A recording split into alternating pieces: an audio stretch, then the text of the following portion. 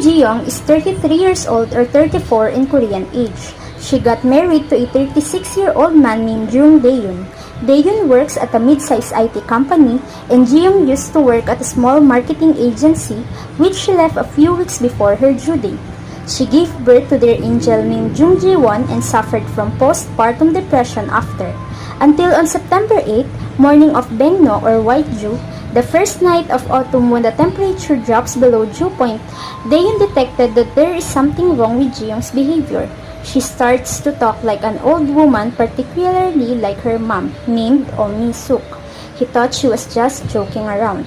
Her imitation of her mother was flawless, down to her signature right eye wink when she was asking for a favor and the elongated last syllable of Jungsobang. He ignored it and went straight to work. A few days later, the abnormal behavior of JiYoung continues as she portrays their college friend named Cha Sung-yeon, who died a year ago due to giving birth to her first child. JiYoung started to talk like Sung-yeon to Dae-yoon and even states sentences that only Dae-yoon and Sung-yeon knew, which is the confession of Sung-yeon to Dae-yoon way back in college. He was in a state of shock and confusion. He can only utter his wife's name. He thought if her wife is drunk or possessed by some kind of spirit or something. JiYoung's out-of-character behavior continues as she starts doing other people's mannerisms and act like cooking something she usually didn't cook, sending him messages with emoticons, and even do things she's not fond or good at. In Chuseok Harvest holidays, they go to Daeyeon's parents in Busan and had their lunch there. They made the holiday extra special as they spent time together in cooking. Soyeon, sister of Daeyeon, arrived with her family to celebrate the holiday. Afterwards, Daeyeon's family had a little quarrel as her sister confronts their mother why she had to cook plenty of dishes when in fact she did not even hold an ancestral rite at home and it requires a lot of work for JiYoung to help her out in cooking. The mother reasons and asks JiYoung if it is too much work for her to help her out. Daeyeon was nervous to see how his wife's facial expression changed, and before he could change the topic and prevent JiYoung from talking, JiYoung already talked just like her mom again. Everyone was shocked because of the way JiYoung talks, and it's not appropriate for her age. The father-in-law then scolded her and asked if it is appropriate to talk like that.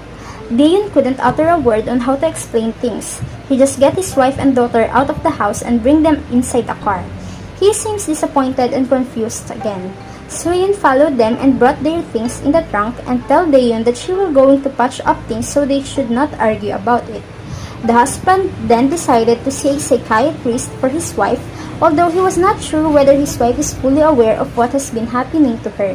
However, he still explained that he had to book a therapy session for her to know why she could not sleep and feel stressed. JiYoung thanked him for doing so since she currently feeling blue and suspected of maternity blues. Kim JiYoung was born on 1st of April 1982. She lived with her mother, father, grandmother, and her two siblings. At their house, the son is the favorite one. In addition, Ko Bon-soon, the grandmother, really anticipated to have a grandson. To her dismay, the firstborn of Oh Mi-suk was a girl, Kim On-young, and the second was JiYoung.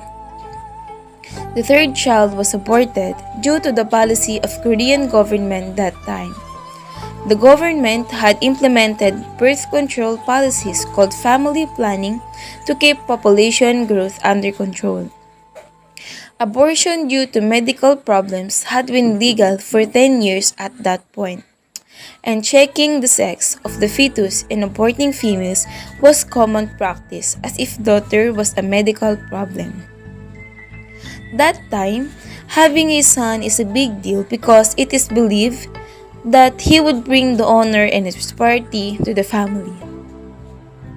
There was a time when JiYoung tried to eat the formula of his brother but got slapped in the back of her grandmother for doing so because he is the favorite and no one should dare to touch his belongings. The son enjoys everything in solo, while JiYoung and her sister mostly share on something. There were times that JiYoung just only thinks that she is just generous for letting the brother to enjoy the things so that jealousy in her won't rise up. During her elementary days, she experienced bullying by her deskmate. The teacher even blamed her for the things she doesn't do, but her deskmate is the culprit. When the deskmate confessed what he did, the teacher talked to JiYoung and apologized for scolding her. In middle school, she witnessed how the school treated girls and boys from the dress code. The girls will wear skirts and dress shoes while boys is allowed to wear t-shirts and sneakers because the teachers said that boys is much physically active than girls. They even punish a girl who wears sneakers. During lunchtime, there is also discrimination in who will eat first. Obviously, it's the boys and girls are only given short span of time to finish their meal. While in her high school days, she also witnessed sexual harassment to women in bus and undergrounds. Even in school is a place where sexual harassment is done, but in a direct way. JiYoung had a horrible experience one time after her cram school and it was late. She was waiting for the bus to come in the bus stop and a boy is also waiting made eye contact with her and said hi. She only nodded since she can't recognize the boy, but not until the man started to move towards her and talk to her. Her answers were short and tried to not answering to him again and focus on waiting for her bus. The bus came but the boy also got in the bus. She peeked at him in the reflection of the window but afraid that he was peeking at her too until a tired-looking woman appeared and asked her if there is any problem and offered her to sit beside her. JiYoung gave signals to the woman that she needs a telephone. At first, the woman couldn't get it, but then gave her the big telephone she's hiding inside her bag. She desperately texted her father to pick her up in the bus stop. The bus stop is near, but to her dismay, the father wasn't there. The male student is also ready to get off the bus as soon as she will get off. She prayed for herself. As they get off the bus, there were only people in there. JiYoung froze when he approached her. He said all the gestures that JiYoung made to him that he misinterpreted as flirting. Fortunately, the bus stopped the road and the woman from the earlier got off waving a scarf telling that it was hers. JiYoung cried as she came rushing to her. The male student stormed off the scene and the father came. She explained everything to them. At home, instead of comforting her, she was blamed for what had happened by his father. Until the woman said to her, "It's not your fault." She quit cram school after that. The Korean financial crisis of 1997 hit Kim Jae-young's household. The civil service, known to be the most secure work, was subjected to waves of restructuring and Jae-young's father was asked to quit. During that time, the mother suggests that Yoon-young must be sent to a teacher training college to secure and have a monthly income. Yoon-young is not bothered about it, since she wants to pursue her own dream, which is to become a television producer. The firstborn and Mi-suk argued. Yoon-young explained that it's her dream and she doesn't want to be prevented from achieving it. On the other hand, the mother explained that being a teacher is much a good choice, plus securing a job spot after graduation. They both argued until Mi-suk surrendered, thinking that the firstborn was right. It is not right for the mother to interfere to her child's dream. Mi-suk wants her children to catch their dreams, unlike her, who was reprimanded due to circumstances. But since Yoon-young loved her and already internalized what the mother wants to say, she agreed to be sent in teacher training college to help her parents. Since JiYoung was already on the verge of graduating in high school, she started to take entrance examination on the college she wanted to go. She was kind of nervous if her parents can afford to pay her tuition fee when she will start her schooling in college, considering their family financial condition. But her mother only said 5 words: get in first, worry later. That cast away all JiYoung's fear. JiYoung was accepted into the Faculty of Arts and Humanities at a university in Seoul. Her mother told her very honestly that they had tuition covered for the first year, and if things won't go steady, they will sell the house and things that are unnecessary to avoid worrying for the next year. Then she graduated in high school. She starts schooling in college and was good enough, but not enough to be able to get scholarships. Just like a typical college girl, she also had relationships but ended it. She was a member of hiking club. In this club, she met her friend Sung-yeon and her better half Dae-yoon. Sung-yeon and JiYoung was considered as flowers among the weeds because they are the only female members of the said club. Unlike how society discriminates women from being inferior, the club members respect the ladies and they even give them special treatments. While the graduation is nearly approaching, she decided to apply for work. But here's again the discrimination among women.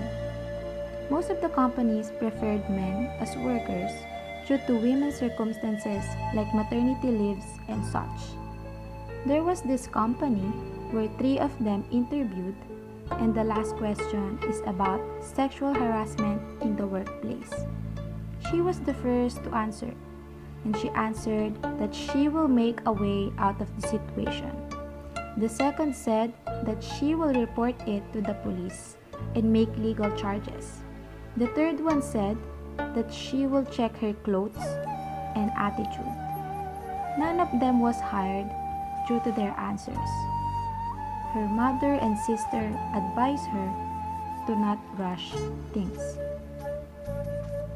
Later at night, she received a job offer from a marketing agency where she had been interviewed. She was happy and her heart celebrates with so much joy. The graduation day approached fast. Her parents and her boyfriend meet for the first time.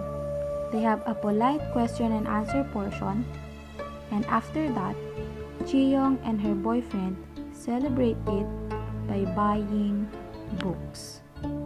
JiYoung started to work on her first ever job. She makes coffee, taking notes, washing the dishes, and all the stuffs that a newbie should do. One day, she was called in the conference room by Kim Yoon-sil, the only woman in the team leaders guild. JiYoung heard plenty things about her, especially her strength and power as a mother and as a woman.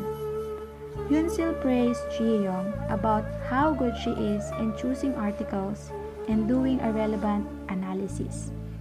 She gladly thanked her and rejoiced inside of her heart for her first thumbs up in work. Kim Yoon-sil was furious about how women take all the works than men.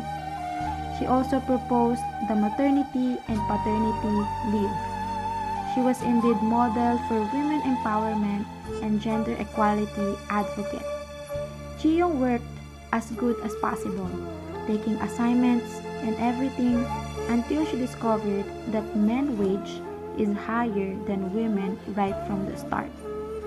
The gender pay gap in Korea is the highest among the OECD countries.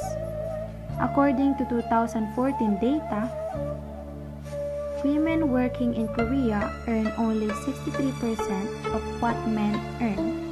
The OECD average percentage is 84.13.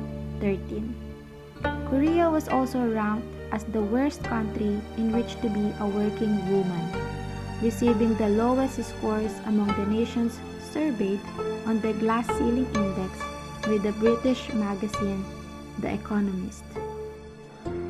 Parents of the bride and groom met for the first time. They talk about their daughter and son. Daeyeon's mother talked about how caring JiYoung is. The mother felt proud about it, but at the same time admitted that JiYoung is not that good in doing houseworks since she pushed her to study hard. But JiYoung's mother told her to start practicing how to handle household chores. In JiYoung's mind, she knew that Daeyeon can do a lot better in household as compared to her, and he promised that he'd take care of everything when they get married. Both of them just smiled while their parents are talking. JiYoung and Daeyeon got married. They didn't seek the help of their parents in terms of the wedding expenses because both of them have work and they are not frugal in money. They signed a lease for an 80 square meter apartment and started to work after the wedding and honeymoon. JiYoung realized that her husband's income was higher than her, so she felt demoralized. JiYoung's married life is way better than what she expected. She has a kind, mature, loving, and a husband who earns high income. On Wednesday, after 1 month of their marriage, Daeyeon got off from work early than usual, did some household chores, and print out their marriage contract that will serve as an evidence that they are legally bound as one. While JiYoung catches the last trip of the train to go home, upon the arrival of JiYoung, Daeyeon told her about the marriage contract that they need to sign. JiYoung gave him a soft laugh, asking why he seems to be rushing it. Daeyeon just answered her that it would change how they feel within each other. JiYoung was moved about what he said. It turned out to her he's really committed in marrying her. Admiration rises up to JiYoung as he sees her man being more dependable than ever before. Both of them have filled out the contract and Daeyeon checks every number if they filled it correctly. Until they stopped at number 5. It asked about if ever they decided to have a child whose surname will he or she be using. JiYoung said that it will be better if their future child will use her husband's surname because if it's going to be JiYoung's surname, there will be so much explanation and some people will think that there is a backstory if the child will bring hers. She doesn't feel good when she checked the no box with her own hands, like she betrayed her own family name. But she knows that it is for the good of their future child. The couple went to Busan to celebrate the birthday of Daeyeon's father. Since family in both sides wait for the good news in JiYoung, they anticipated that they will be hearing the word "we're having a baby" when they arrive. But no one says that. The relatives of Daeyeon even suspected JiYoung to have health issues, that's why they still do not have a baby. JiYoung felt uncomfortable, but Daeyeon can't defend her because it would only add flame to the fire. While they were on their way home, they both argued about it. JiYoung was disappointed to her husband for not standing up on her side, but Daeyeon explained how complicated it will be if they argue with their relatives. When they got home, Daeyeon apologized to his wife for not defending her. Through the softness and sincerity of her husband, she can't do anything but to forgive him. Afterwards, Daeyeon said that if they're going to have a baby, his relatives will stop nagging her. Upon hearing what her husband said, she felt like he's just joking. They didn't even talk about family planning once. Plus, having a child is not only a casual decision. She thought about how hard it is to attend her career while attending the baby. She doesn't consider having a babysitter because it's like she's giving the baby in the hands of somebody. She felt the guilt as she thinks about it.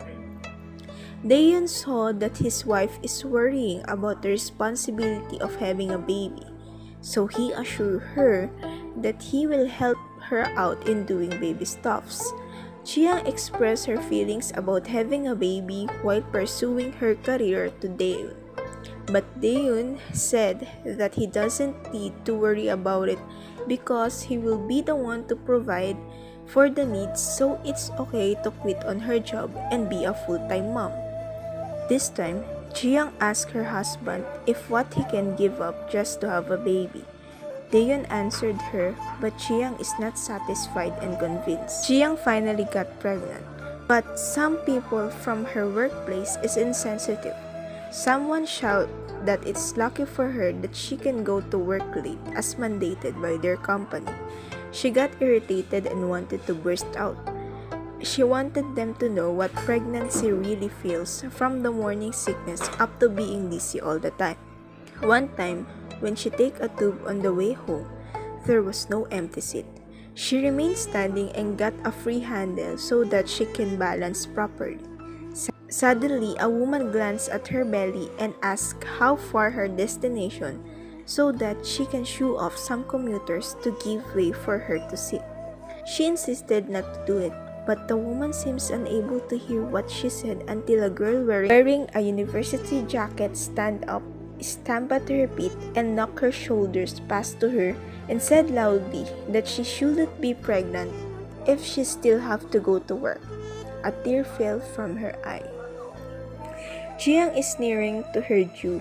The doctor said that it is a girl, but they know that their parents will be much glad if it's a boy. But no matter what, JiYoung will still love her. JiYoung and Daeun thoroughly discuss about her career. She have 3 choices. First, after birth, come back to work. Second, take 1 year maternity leave, then come back. Or third, she will resign for good. After listing the pros and cons, JiYoung chose to be a full-time mom even though she loved her career. JiYoung bid her goodbye to the team leader Kim Un-sil. Kim Un-sil still hoping that she will be able to work with her again because she is good at her job. JiYoung's due date approached, but there is no sign of labor, so they decided to take an induction treatment. She feels the pain of what mother will be like, but hearing the cry of her angel, it is a sign of relief for a safe delivery. Her wings were tied and she can't fly the way she wanted.